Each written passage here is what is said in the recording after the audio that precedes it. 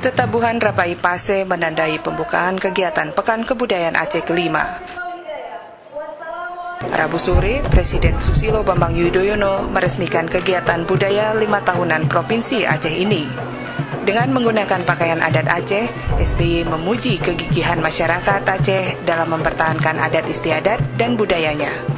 SBY juga mengingatkan pemerintah Aceh, dengan Pekan Budaya ini diharap bisa menjadi indikator mulai bangkitnya lagi perekonomian Aceh setelah hancur akibat bencana dan konflik.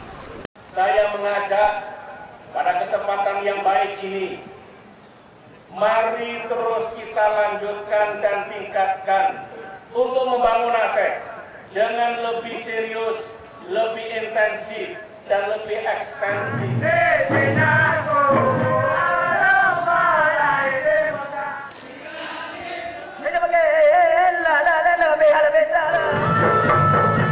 Tim Aceh Kita melaporkan untuk Aceh Kita TV.